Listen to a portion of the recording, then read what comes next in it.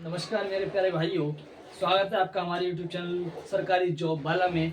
आज हम आपके लिए एक सरकारी जॉब और लेकर आ चुके हैं। आपका इंतजार खत्म हो चुका है।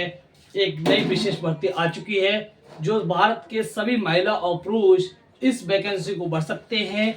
इसमें बहुत बढ़िया सैलरी रहने वाली है। 50 से 52 हजार रुपये आपके हाथ में आएंगे और ये बहुत ही शानदार भर्ती रहने वाली है। बहुत ही सुनहरा मौका है जॉब पाने का।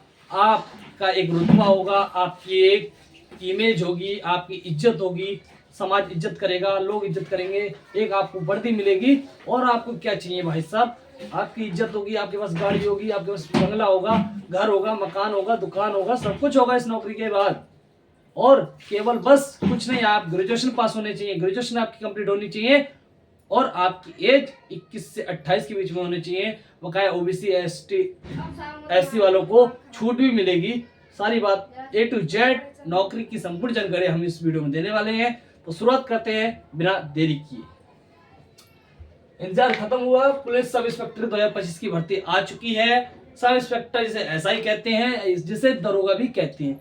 यूपी में सबसे बड़ी पोस्ट है, यूपी के लिए पोस्ट है ये, लेकिन अदर स्टेट के कैंडिडेट्स भी इस जॉब को अप्लाई कर सकते हैं। यूपी में जो सबसे बड़ी जॉब है, सबसे बढ़िया रुतबा है, वो दरोगा है। सबसे बड़ी जॉब, सबसे बड़ा रुतबा दरोगा है। लेकिन आप कुछ कहेंगे भाई यूपीएससी, एसआई सब इंस्पेक्टर बढ़िया पोस्ट है। टोटल पोस्ट कितनी है? 4541 पोस्ट लेकर के सामने आई है। बहुत ज्यादा शानदार, बहुत ज्यादा पोस्ट निकाली गई है। कई सालों बाद ये पोस्ट निकाली गई है, तो जरूर भरिएगा। 4541 पोस्टें हैं। पोस्ट का नाम क्या है? एसआई, जिसे सब इंस्पेक्टर कहते हैं, जिसे हम दरोगा कहते हैं। ठीक है। सैलरी कितनी मिलेगी? 50 से 52 हजार आपको पहले महीने में मिलेगी। जैसे ही 2-3 महीने बीत जाएंगे, आपके लगभग 70 से 80 हजार रुपए आपके अकाउंट में आने लगेंगे। मिनिमम क्वालिफिकेशन, एजुकेशन क्वालिफिकेशन क्या है?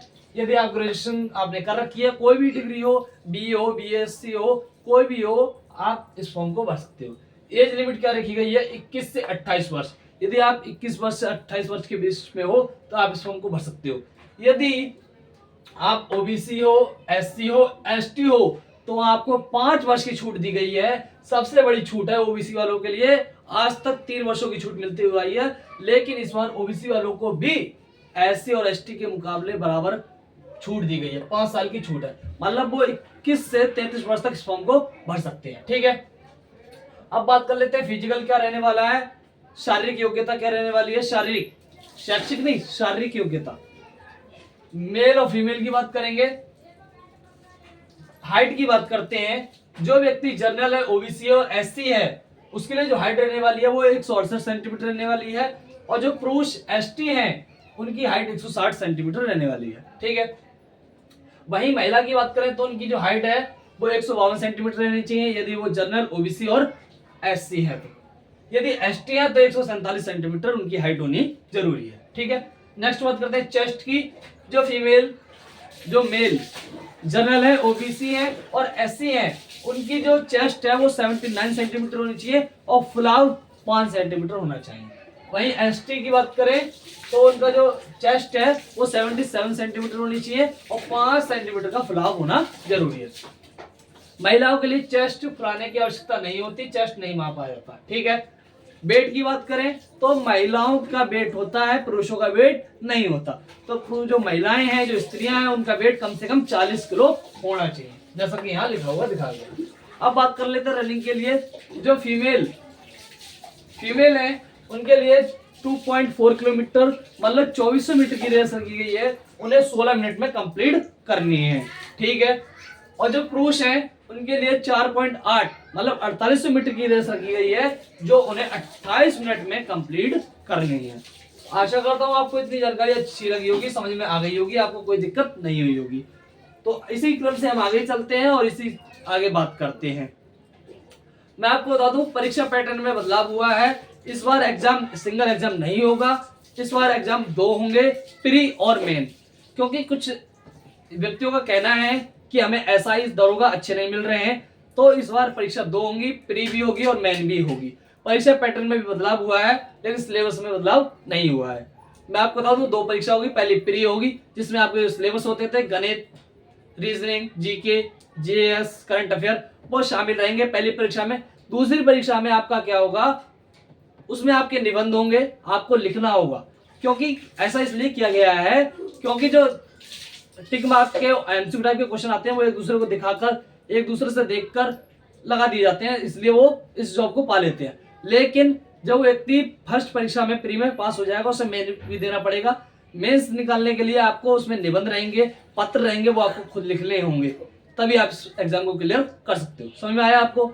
ठीक है भाई, अगर समझ में आ गया हो तो सब्सक्राइब कर दीजिएगा, क्योंकि ऐसी तरह की वीडियो मैं नई नई वीडियो लेकर आपके तरह आता रहता हूँ इसी चैनल पर। ठीक है, नेक्स्ट बात करते हैं आगे। इंपॉर्टेंट डेट्स क्या रहने वाली हैं आपकी, जो इसके फॉर्म है वो नोटिफिकेशन बताया गया कि अप्रैल के अंत में आएंगे।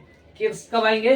अप्रैल 2025 के अंत में आएंगे, तो तीसरे या चौथे हफ्ते में आ सकते हैं।